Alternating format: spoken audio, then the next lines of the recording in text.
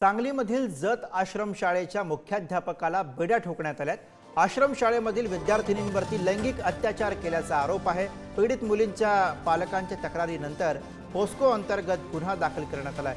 आश्रमशाळा मुख्याध्यापकावरती याआधीच निलंबनाची कारवाई करण्यात आलेली आहे। आणि याच विषयी आपण अधिक माहिती घेऊया। दैनिक पुढारीचे प्रतिनिधी सुनील कदम सध्या आपल्या सोबत आहेत। सुनील, काय अधिक माहिती या सगळ्या कारवाईबाबत आता पुढे येते? हॅलो. हां, बोला। हा, काय झालेलं आहे या संदर्भात? हं, हॅलो. सलग बोला। हा, या संदर्भात काय झालेलं आहे की आता त्या मुख्याध्यापकांच्यावर गुन्हा दाखल झालेला. हं,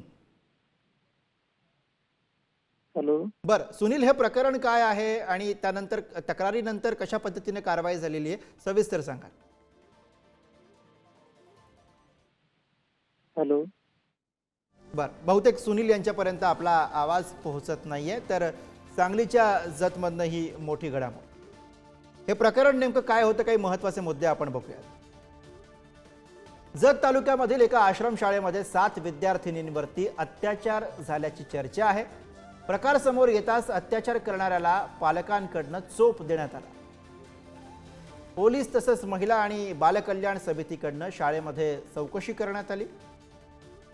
प्रकरण दडपण्यासाठी पालकांवरती दबाव टाकण्यात येत असल्याची चर्चा आहे। सोशल मीडियामध्ये चर्चा होताच आश्रमशाळेचा मुख्याध्यापक या प्रकरणामध्ये निलंबित करण्यात आला। निलंबनाची कारवाई झाल्यानंतर मुख्याध्यापक पसार झाल्याची माहिती आहे।